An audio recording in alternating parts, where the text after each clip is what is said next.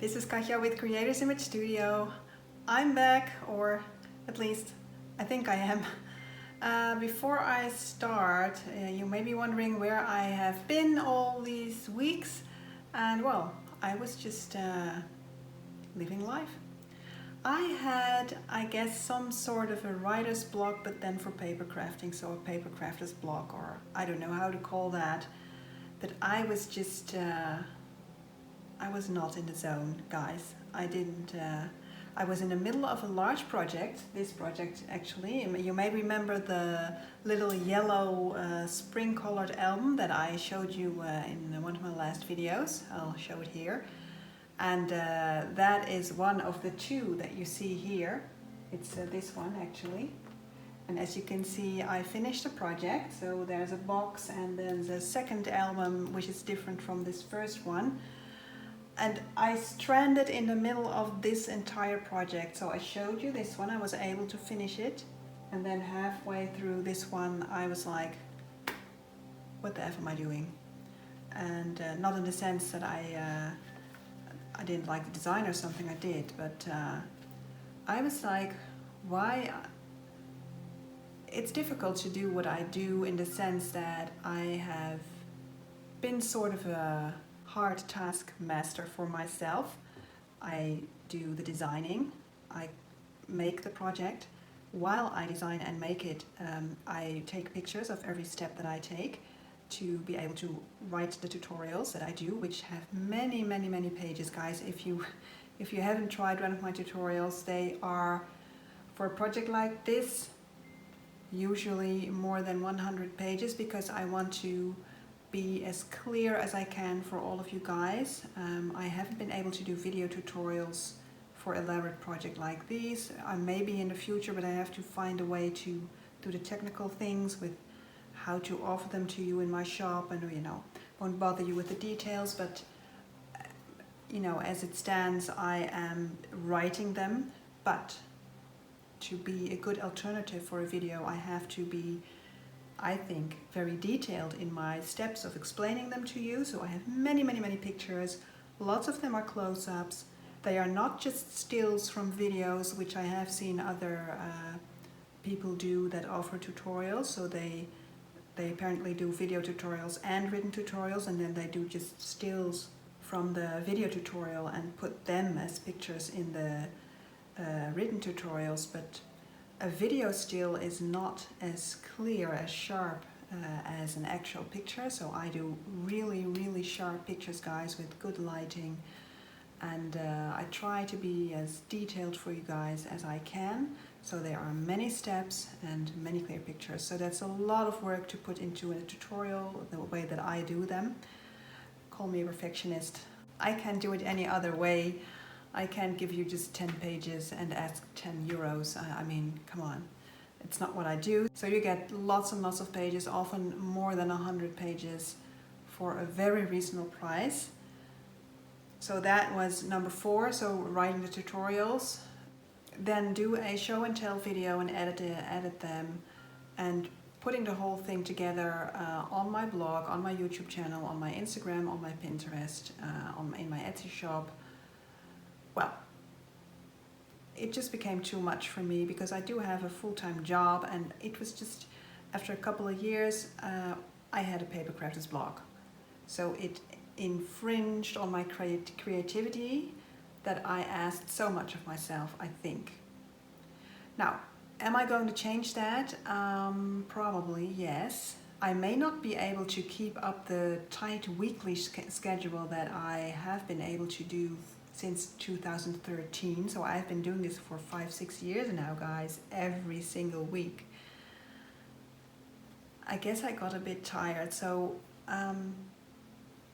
I do really want to keep my creativity going, and I do want to keep on paper crafting and making new designs for all, and sharing them with all of you guys. But I have to listen to myself as well. So that may mean that I won't be able to keep a weekly schedule.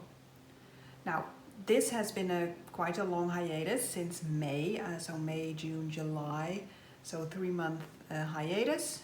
I feel more energized now. I have been able to finish this project. So this is proof. And today I bring you 2 new projects. So I will show you those.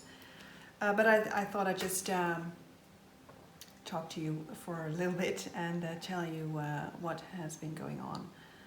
So I'm doing fine, there is no problem at all, I'm healthy, I'm energized, I have a job, no big problems at all. I just had a bit of a crafter's block, that's all.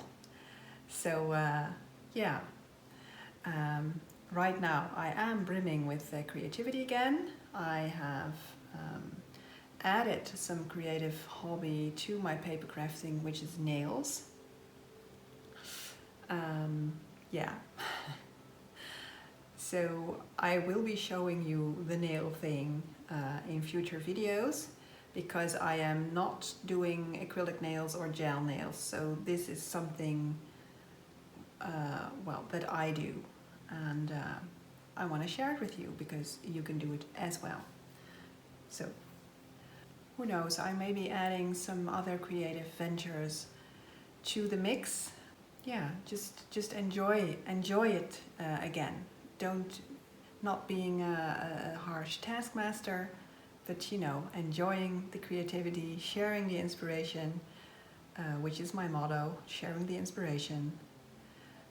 So keep that going. So yeah, maybe a long talk, but I thought just maybe you wanted to know what was going on, guys. So thank you for all of you who have been asking after me, who have even prayed for me. So sweet of you guys. Thank you so much.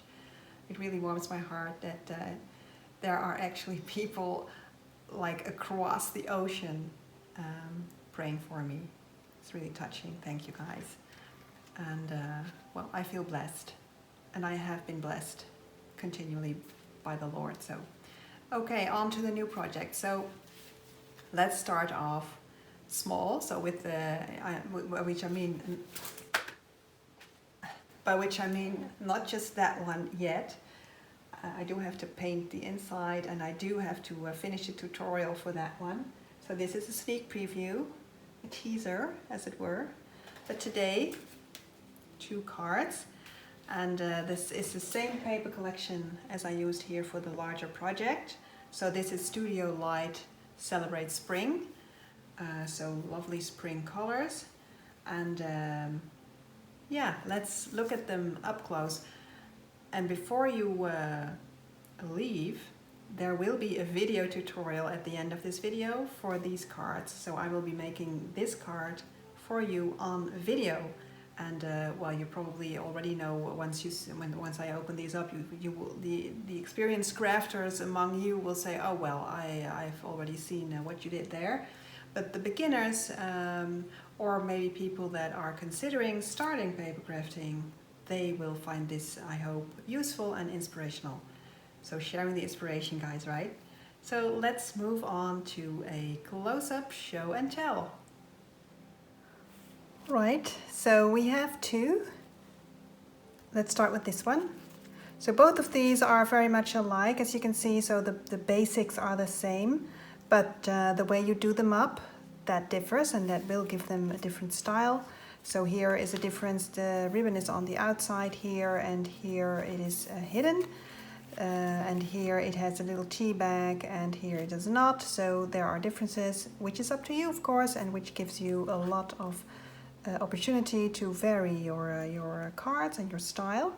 So let's start with this one. Let's open up the ribbon. There's some layering here, and I cut into the paper pattern of this basic mat here and hid part of the die cut behind it. So to keep the text here, the sentiment says enjoy every moment, and this says happy birthday. Opening it up, and well, here you see 3 parts. This is just a beautiful pattern of the paper, so I didn't do anything to it, but you could of course do it up as well. But I'm a paper lover, so if something is very beautiful, I like to showcase it as is. Now here I did some layering again, so I cut some labels, some banners I mean, and I cut my own writing spot here, my journaling spot, and used a corner punch here and layered with some dimensional tape a small piece which says knuffel, which is hug in Dutch. And then here I just did it up. So I used one of the die cuts of the collection. I layered Thinking of You sentiment with some dimensional tape, and I added a flower and an enamel dot. So this is a nice paper, and yeah, this is the place that I will write my birthday wish, and then this is the inside. So just like that, and the back. So that is the first card. Second card. Now for this, there will be a tutorial right after this show and tell part. So if you want to know how I create these cards, well, you could already see it's not difficult, but for those of you who are maybe considering starting with paper crafting and not sure how to do these things, just watch the video tutorial right behind this part. So opening up the ribbon, and then there's a tea bag. I didn't do anything to it, so I didn't glue it down. It's just held by the ribbon. And I like to choose tea that has somewhat coordinating colors with the paper. So, well, chose this one.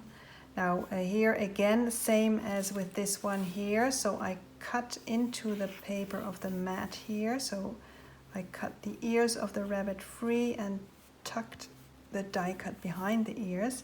And then here I layered with some dimensional tape, dig a kiss, so big kiss, added a flower and a decorative brad.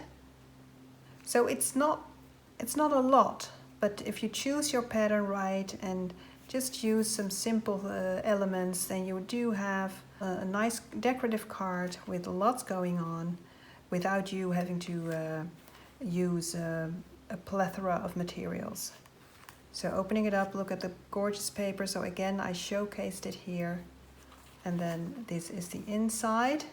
So again, some simple decorating here. This is the part of the paper pattern. And then I added this die cut from the same collection, just to mirror the colors a bit. And also to bring in some pink, because here is the pinks that are also in this paper here. Nice to know maybe is that this is a one-sheet project, as I told you, and here you can see, so this is the one side of the paper and this is the other side of the paper. So I just cut a 12 by 12 inch sheet in half and then use both halves, one on each side, or one side each. So again, one of the die cuts from the collection, and I added a little bow here. I always try to keep it as flat as I can here on the inside of the cards, otherwise it won't close as easily.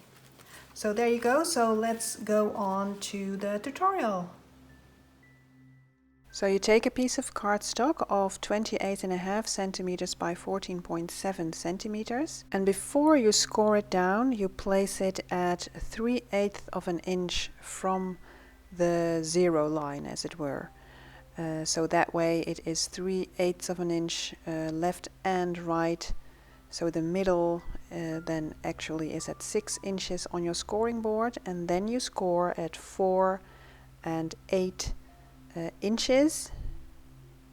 Then you fold on the score lines, and I always fold on the bump. And then you burnish the folds with a bone folder to get sharp and clean folds, and I cut the excess of paper if anything is crooked. Moving on to round the corners with a corner chomper, and then choosing a double-sided paper and then cutting off its edge, the title edge.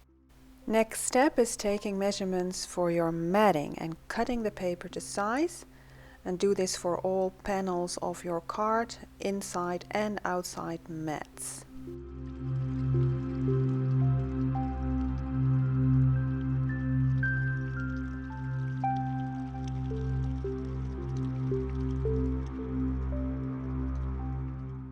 I always like to ink around the edges for all of my mats. That is something that has to be your personal taste. Of course, you don't have to do it, but I always do it, and of course you will round the corners of all of your mats first, the ones that need it.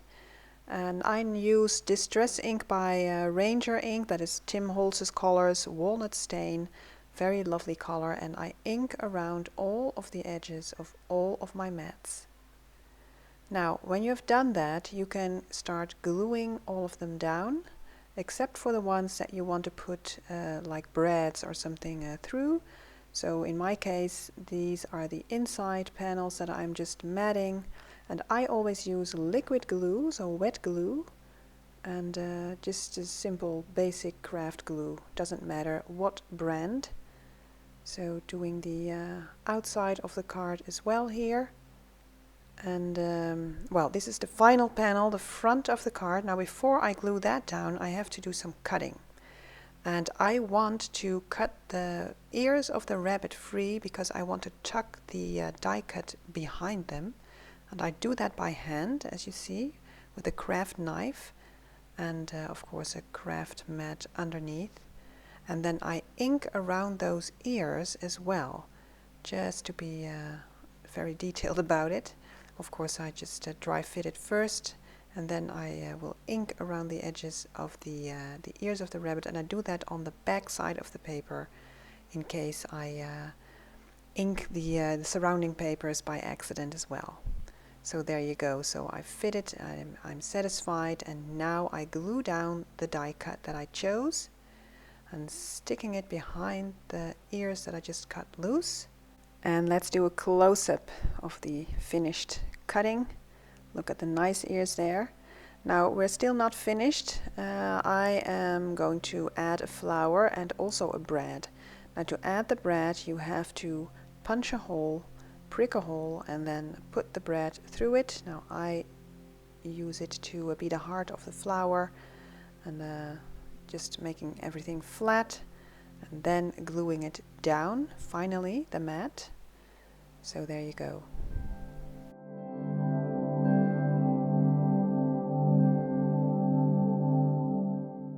Now meanwhile you see my hot glue gun in frame because I am heating it while doing other things. So there you go. And well, now I'm moving on to attach a ribbon to the card. So after having measured its length, I am now going to attach some adhesive tape, and I always try to be as closely fit as possible, so trying to approximate the width of the ribbon there, burnishing the tape, then removing the tape backings with a craft knife, and then moving on to taper the edges of the ribbon and scorching them carefully, of course, with a match, and that is to prevent it from fraying. Well, then finding the center of the ribbon by sort of folding it in half, but not really folding it, and then centering it, eyeballing it, and sticking it down. So now the ribbon is attached, and now I'm moving on to the inside of the card, decorating it with some die cuts from the collection, gluing them down with some wet glue before I do anything else. After which I will attach the bow, for which I will use the hot glue gun. And so as not to burn my fingers, I always use some pliers to get the bow then, and sticking it down without burning my fingers. Now to add a little sentiment, I have found myself a teeny tiny banner die cut, and I'm inking a little sentiment here in pink. It says dikke kus, big kiss in Dutch, adding some dimensional tape to get some dimension, and then finding the right spot for it on the front of the card. And to find that right spot, I first tie the ribbons closed, so the closure, and then finding the right spot for the little sentiment and choosing it, sticking it down. So now I know it won't hinder the closure ribbon.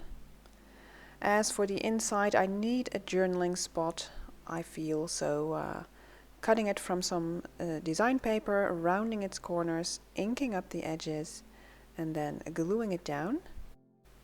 Then adding a decorative flower, for which I again need a hot glue gun, and I'm protecting my finger there. I don't want to burn my finger.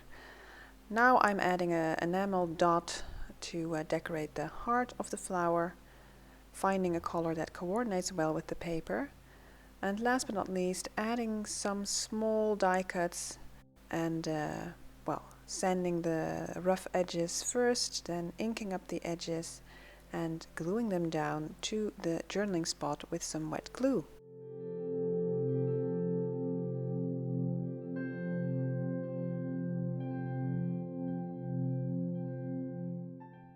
And finally adding a little tea bag and you're done. And we're back, guys. So I hope you enjoyed that tutorial. And so these are one-sheet projects. I have several one-sheet projects on my blog. Just type one sheet in the search search field, and you will find the one-sheet projects. So hope you love these cards, guys, and I hope you enjoyed seeing me again. I wish I could see you, but I can't. But I am looking forward to your comments, and hope to welcome you back, guys, to my channel. So thank you for watching, guys. Press the like if you like this video, subscribe to my channel, and press the bell for notifications, because then you will be notified every time I upload something sweet. Bye bye, thank you for watching.